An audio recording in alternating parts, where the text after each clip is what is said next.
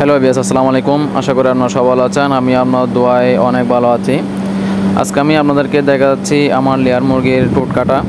তো আসলে এই লেয়ার মুরগির ঠোঁট কাটাগুলো অনেক দেরি হয়ে গেছে, কারণ আমরা তো অনেক সময় প্রতিবার যখন আমি লেয়ার মুরগি পালন করি তখন 70 দিন অথবা 75 দিন, বেশি হলে আমি 80 দিনের মধ্যে আমার লেয়ার মুরগির ঠোঁটগুলো কেটে ফেলি। কারণ এই ঠোঁটগুলো না কাটলে আপনার যখন মুরগিগুলো ডিম পারবে তখন ডিমগুলো আমার টুকরায় খেয়ে ফেলবে। সেটার জন্য আমাদের অবশ্যই লেয়ার মুরগির ঠোঁটগুলো অবশ্যই কাটতে হয়। কারণ এই ঠোঁটগুলো যদি কেটে রাখি তাহলে ওরা আর ডিমগুলো ঠোকরায় খেতে পারে না, একটু সমস্যা হয় সেটার জন্য।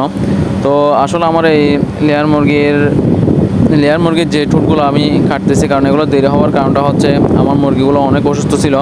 আমি এখানে বিদেশে থাকলেও আমার ভাই আমাকে সব কিছু বলে, আমি ওর কাছে জিজ্ঞেস করি তার জন্য।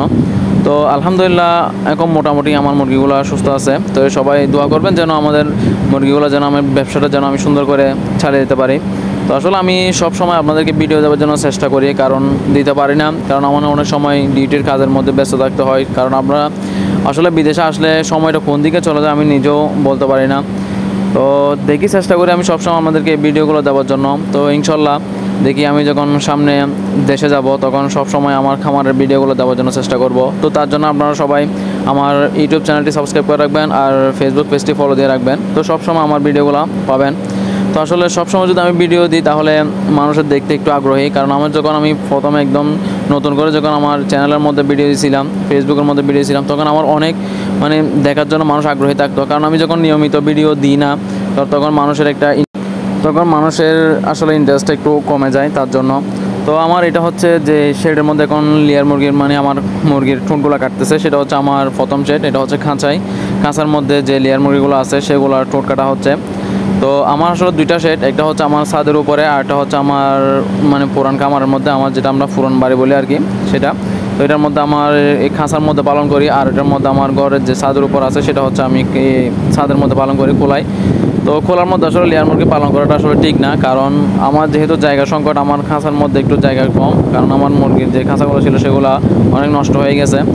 কারণ আমি তো অনেক সমস্যার মধ্যে ছিলাম, সেটা আমি আপনাদেরকে তো সবসময় বলি, তার জন্য তো চেষ্টা করবো আমি আপনাদেরকে সবসময় শেয়ার করার জন্য, সব কিছু দেখানোর জন্য, বলার জন্য চেষ্টা করব। তো সবাই দোয়া করবেন।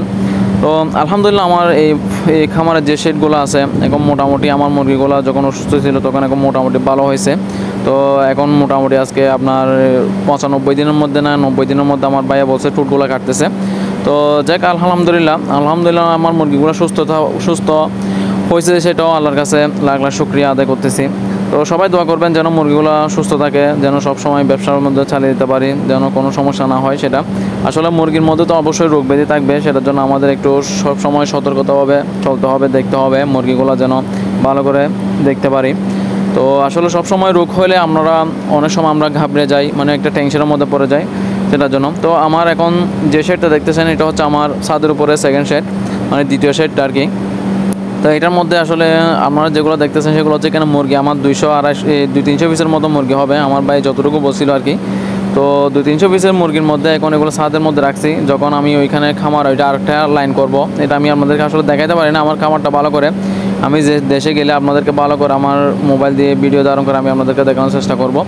তো এটা হচ্ছে দ্বিতীয় শেডের মধ্যে এখন প্রথম শেডেরটা টুট কাটা হয়ে গেছে, এখন দ্বিতীয় শেডের মধ্যে আসছে টুট কাটার জন্য। তো এখানের মধ্যে 300 পিসের কাছাকাছি হবে আর কি, আমি জানি না আসলে ঠিক কতটুকু হবে। তো আমি একটা ধারণা করে বলতেছি 300 পিসের কাছাকাছি হবে। তো এগুলো খোলার মধ্যে আসলে পালে আমরা, কারণ যে খাঁচার মধ্যে পালন করলে একটু সুবিধাটা বেশি হয়, রোগ ব্যাধি কম আসে। কারণ এই লেয়ার মুরগির যখন আমার রোগ আসার কারণটা হচ্ছে, এটা একটা ভিডিও দিব আমি লেয়ার মুরগির কেন আমার রোগগুলো অনেক ওষুধ খাওয়াইছি কিন্তু রোগগুলো সারে নাই, কিসের জন্য সারে নাই, কী কারণে ওষুধ বেশি খাওয়ানো হয়েছে, সেগুলো আমি আপনাদেরকে একটা বিস্তারিত সম্পর্কে ভিডিও দিব। তো সবাই চ্যানেলটি সাবস্ক্রাইব করে রাখবেন আর ফেসবুক পেজটি ফলো দিয়ে রাখবেন।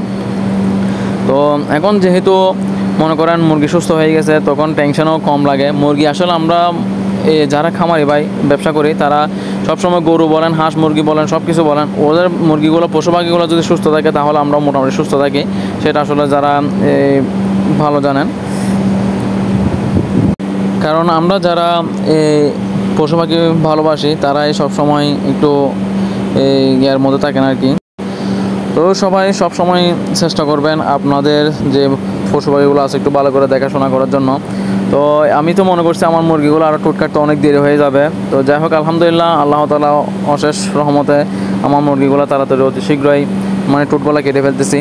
তো সবাই মনে করেন খামার করতে গেলে আসলে টেনশনটা লাগেও, টেনশন না লাগে যে সেরকম কোনো কিছু নাই, অবশ্যই টেনশনটা লাগবে।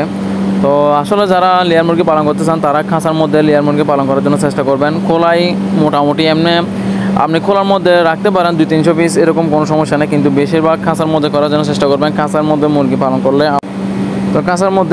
করলে আপনারা সবসময় লাভবান হতে পারবেন। তো সবাই ভিডিওটি ভালো লাগলে লাইক, কমেন্ট, শেয়ার করবেন। সবাই সুস্থ থাকবেন, ভালো থাকবেন। আসসালামু আলাইকুম ওয়া রাহমাতুল্লাহি ওয়া বারাকাতুহু।